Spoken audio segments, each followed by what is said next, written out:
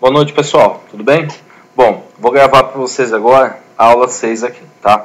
A aula 6 tem como tema calor provocando alteração na temperatura, beleza? Então a gente vai ver quais são as funções do calor na temperatura. Quanto de calor eu devo colocar em um determinado corpo para que ele aumente ou diminua a sua temperatura, tá? Importante a gente ver a palavra alteração. Quando a alteração pode ser para mais ou para menos, tá?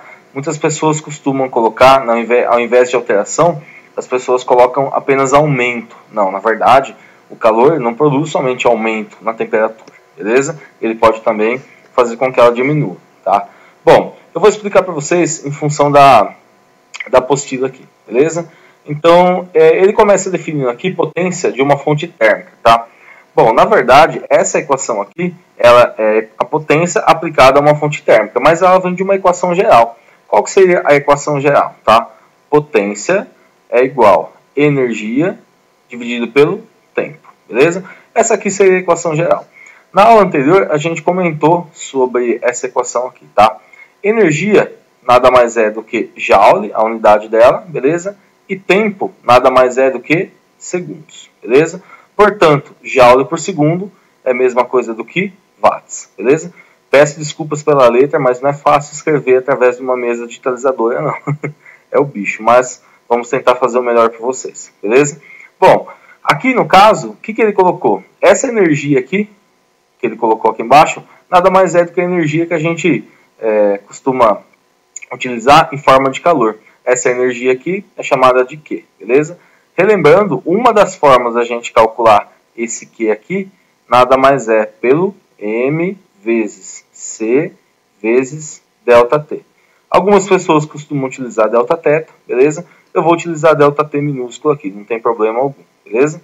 Na verdade, acho que eu não vou usar ΔT minúsculo não, porque aqui embaixo já está como ΔT minúsculo, tá? Eu vou usar como Δθ, acho que é a melhor opção, beleza? Então, QMC Δθ, que é o famoso que macete, beleza? Bom, o que seria então a potência? A potência é a quantidade de energia que é dissipada ou consumida por um sistema em um segundo, beleza? Essa aqui seria basicamente a definição dela. Existe uma definição mais complexa, que seria a taxa de variação da energia por segundo de um sistema, que já envolve um conceito de derivada que a gente não precisa entrar tão firme nisso, beleza? Bom, diante disso, ele fala um pouquinho sobre a capacidade térmica de um corpo, tá? Pessoal, a capacidade térmica de um corpo é definida como a quantidade de calor em função da variação de temperatura, beleza? Bom, vamos explicar isso aqui através de um exemplo. Imagina que esse corpo aqui, ó, ele tenha uma capacidade térmica de, sei lá, 12 calorias por segundo. O que significa isso, beleza? 12 calorias por segundo não, 12 calorias por graus Celsius. Aqui embaixo, esse Δθ aqui, nada mais é do que a variação da temperatura, beleza? Então imagina que esse corpo aqui, ele tem uma capacidade térmica de 12 calorias por grau Celsius. O que significa isso? Significa que nós precisamos fornecer no mínimo 12 calorias para esse corpo para fazer com que ele aumente a sua temperatura em 1 grau Celsius, tá? Então, essa nada mais é do que a definição de capacidade térmica. É o tanto de energia que você fornece ou retira de um sistema de tal forma que a temperatura dele vai aumentar ou vai diminuir em 1 grau Celsius, beleza? Por isso que a capacidade térmica é definida como a taxa de variação do calor em relação à temperatura, ou seja, o quanto de calor eu devo fornecer ou retirar de um sistema para fazer com que a temperatura dele se altere em 1 grau Celsius, tá? Então, um exemplo simples disso é o seguinte, ó. Vamos imaginar que esse corpo aqui, ó, ele esteja numa temperatura inicial de, sei lá, 10 graus Celsius, beleza? Suponhamos que a gente vem aqui, através dessa chama, a gente vai fornecer para esse corpo aqui, ó, uma quantidade de calor de, sei lá, de 36 calorias, beleza? Então, essa é a quantidade de calor que a gente está fornecendo, tá? A pergunta é, qual vai ser a temperatura final desse cara? Bom, diante da capacidade térmica dele, a gente sabe que 12 calorias por grau Celsius significa que eu necessito fornecer para ele 12 calorias para que ele aumente a sua temperatura em 1 grau Celsius. Bom, se eu fornecer 36 nada mais é do que 12 vezes 3, correto? Então, isso significa que eu forneci 3 vezes o 12, ou o mínimo 12 que ele estava precisando. Portanto, se a temperatura é 10 graus Celsius, ele vai para 13 graus Celsius, beleza? Forneci 12, mudou para 11. Forneci mais 12, mudou para 12. Forneci mais 12, mudou para 13. Então, cada 12 que eu forneço, automaticamente eu faço com que a minha temperatura aumente em 1 grau Celsius. Tá? Então, isso é basicamente a definição de capacidade térmica, beleza? É importante a gente relembrar não, né? Pensar muito bem nessa palavra aqui, ó, capacidade. Capacidade lembra uma coisa grande. E quando lembra uma coisa grande, a gente pode associar essa capacidade aqui a justamente a palavra corpo. Por quê? Quando a gente lidar com calor específico mais adiante, vocês vão perceber que o calor específico é a quantidade de calor que eu forneço para cada grama do material para fazer com que essa grama aumente a temperatura em 1 grau Celsius ou até mesmo diminua, no caso, se eu pegar calor desse corpo, tá? Então, capacidade térmica lembra uma coisa grande está relacionada ao corpo inteiro. E o calor específico, o próprio nome já fala, específico, lembra uma coisa mais pontual, uma coisa mais detalhada, portanto é onde a gente lida com a grama do material, beleza? Tá, tranquilo. Bom, aqui o que a Priscila fez? Ela isolou justamente o Q. Então, Q vezes 1 vai dar Q, C vezes delta-θ vai dar C vezes delta-θ.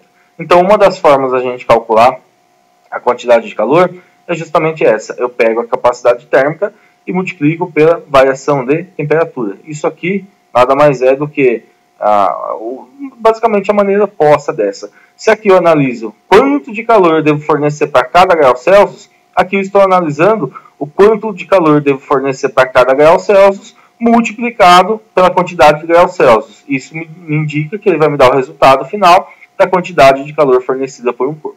Beleza? Bom, vamos lá. Continuando, tá? Esse Czão aqui, mais adiante, a gente vai mexer com ele, tá? Então, vou até grifar ele aqui, porque mais adiante a gente vai mexer com ele, beleza? Bom, aqui, pessoal, deixa eu só ver, a constante de proporcionalidade é uma característica do corpo, denominada capacidade térmica, beleza? Bom, aqui, se a gente for ver, vamos analisar esse gráfico, tá? Eu tenho a quantidade de calor e, consequentemente, a variação de temperatura, tá? O que a gente pode perceber, ó? Se eu variar a minha temperatura desse ponto aqui até esse ponto aqui, eu posso perceber que o corpo B atingiu essa quantidade de calor QB, beleza? E o corpo A atingiu essa quantidade de calor QA. Isso significa para uma mesma variação de temperatura, o corpo A ele necessitou de uma quantidade de calor maior do que a quantidade de calor do B.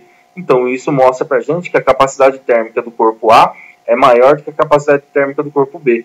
Isso significa que, quando eu tenho dois corpos, esses dois corpos, eu forneço a mesma variação de temperatura para eles, e um deles necessita de maior quantidade de calor para poder fazer com que haja essa mesma variação de temperatura, isso significa, então, que esse corpo vai ter uma capacidade térmica maior, tá? Vamos dar um exemplo. Imagina que a capacidade térmica do corpo A seja de, por exemplo, 10 calorias por graus Celsius. E vamos supor que a do B seja, sei lá, de 5 calorias por graus Celsius. O que significa isso? Significa que para o corpo B alterar sua temperatura em 1 grau Celsius, ele necessita apenas de 5 calorias, enquanto o corpo A necessita apenas de quanto? De 10. Então suponhamos que esses dois corpos aqui estejam a uma temperatura, sei lá, inicial de 10 graus Celsius.